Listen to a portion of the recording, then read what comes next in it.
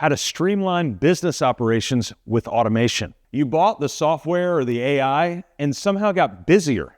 That's not an automation problem. That's a process problem. Automating a broken process doesn't fix the process. It just breaks it faster. By the end of this video, you're going to know the right order to automate because we want the automation to support you and not to generate more chaos.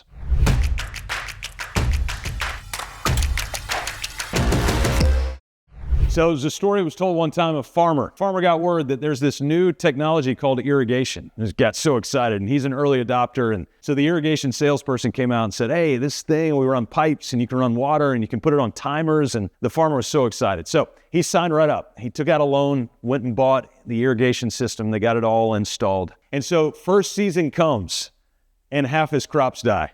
What in the world happened? Well, he had the system and he automated the system. The timer was working and everything worked perfectly.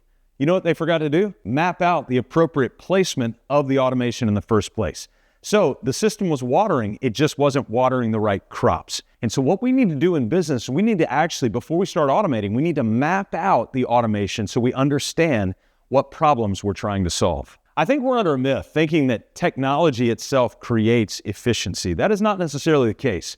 In fact, if you were to ask anybody, just look in your own life. In the last 20, 30 years, we've had an increase, massive increase in technological availability. Are you doing less work today than you did back in the day? No. And so what we do with the available efficiency and time is we end up gorging ourselves on work and just getting deeper and deeper into that. Well, that kind of explains why anxiety's increased. So when we think about this idea of automation, the first thing we need to do is map out sort of a vision of what we want this thing to do before we actually start implementing it. Too many of us, including me, can jump straight into the technology, get to working on it because it's creating really, really cool stuff. And then we look up and our families are like, hey, we're over here. I'm like, oh yeah, right? So before automating anything, here's what I want you to do. We think of business in three major layers. First, the operating system of a business. So think about the human body. You've got a skeleton, and that skeleton supports the structure of your human body.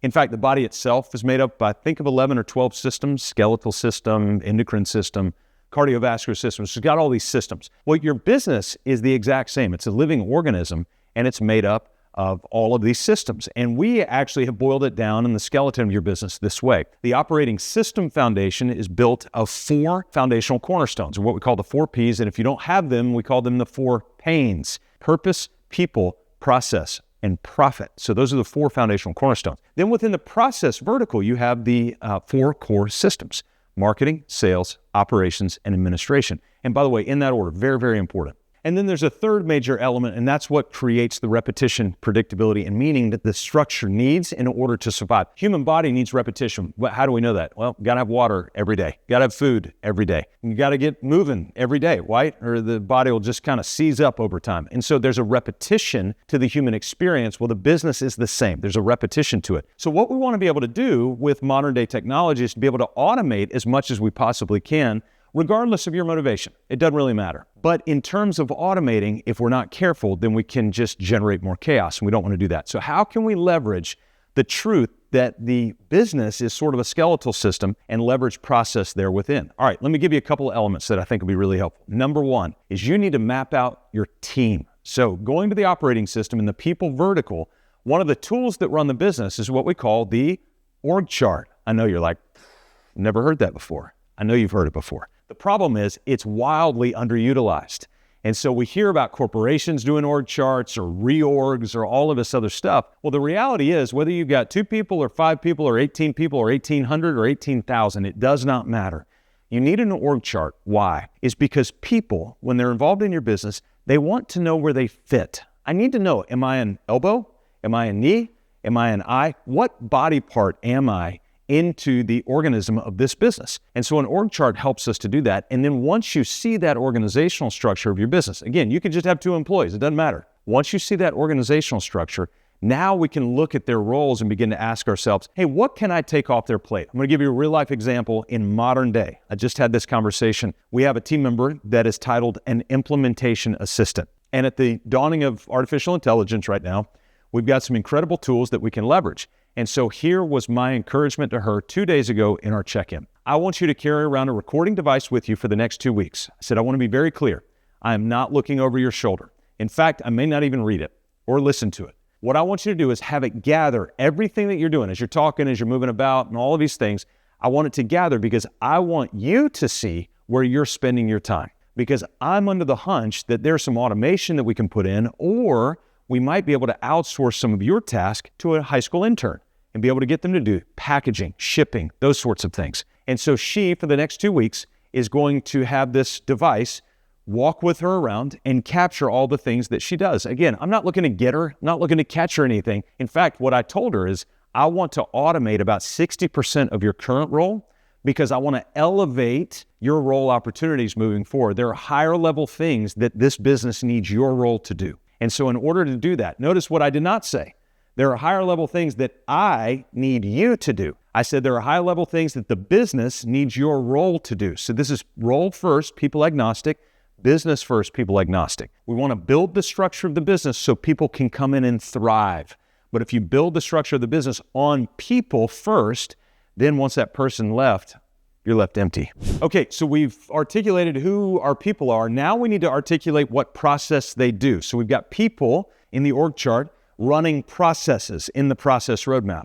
And so that's that master process roadmap, that second major tool of the business. In fact, this is a good time to call your attention down into the description below.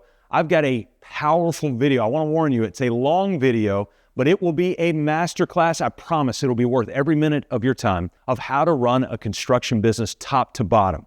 And I talk deeply about this idea of a process roadmap, of an operating system, of an anchor so that you can have that repetition, predictability, and meaning. So I'm hitting on a high level here, but make sure you click on that link below because it'll take you into a full masterclass of that. That'll be very helpful. Hey, and by the way, I know you might be thinking, whoa, what are you saying? I don't know how to run a construction company? No, I'm not saying that at all. What I'm saying is this masterclass is an opportunity for you to gain a nugget. Listen, I promise you're going to get at least one down there because I cover so much. So make sure you click on it. It will be well worth your time, if for no other reason that it runs you back through and perfects what you're already doing. All right, so with the process roadmap, here's what we're gonna do. We're gonna identify a process that we can empower to a person so that we can streamline the operation, leveraging the automations. We wanna see how the automation is gonna help the person. We don't wanna add chaos, remember, to their scope. We want to lessen the chaos of their scope. So I'm going to give you a real-time example of this. We work with a lot of contractors that do estimating, bidding and estimating. About 3 days ago, I was working with a client, and we started our meeting at 11 o'clock. And I said, all right, here's what I want you to do. I am going to build an estimating agent for you within AI. So this is a very real example, very fresh example. And so we got to talking. I said, here's all I need you to do. I need you to do a brain dump out loud. I'm going to take notes of every possible step you can think of your estimating process. Then I'll need an old set of plans and an old bid that you did for those plans.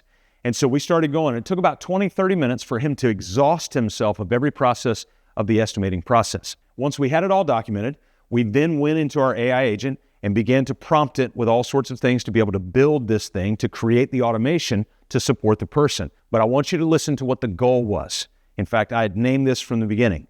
I said, my goal is not to necessarily eliminate estimating from your role. My goal is to reduce your time in estimating by 80%. That's the goal. So there's still 20% of your time that's going to be necessary, but I want to reduce 80% of your time that you've devoted to the estimate in general. And so we went to work, and then we uploaded the set of plans, and we were blown away by what this estimating agent was able to pull out from it. Now, there was still discrepancy. So what we did is we put up the client's existing bid against what AI put together through the automation. And guess what the AI did? It said, oh, here are things that I missed based on the bid, but also here are things that he missed in his bid. Oh my gosh. So now we've got reverse automation that's going on here. And so we identified the role, that's the estimator. We identified the process, the estimate. Then we created automation around it towards the motivation that we had, reducing his time by 80%. So the point of the entire story is you've got to map out what you're trying to cause. That's a great question. In fact, it's a psychology question. How do I know? It's because my counselor asked me that question. What do you want to cause? So when you're thinking about automation, I want you to ask that key question first. What do I want to cause? So in this example that I gave you, I wanted to cause a decrease in time by 80% for the person running the estimate. So when you're thinking about any automation of any kind, ask that core question, what do I want to cause? Now, once you've got the automation built, that's where we can go into the anchor. Again, I cover that in that big masterclass I told you about earlier. And in the anchor is where we have 52 weeks of the year on the spreadsheet. We've got all the ingredients that you want to train on and do repetitively in your business: team meetings, departmental meetings, executive meetings, remembering people's birthdays, doing accounting training, marketing training, operation training. All of it is on this one anchor that you can look at. And so what we'll do is we'll put the estimating process in the anchor, and then 6 times a year, 4 times a year, we'll just go review it to make sure it's the right process. So that way we've got repetition, predictability, and meaning, but we've also mapped out the point of the automation so it serves the person rather than the person serving the automation.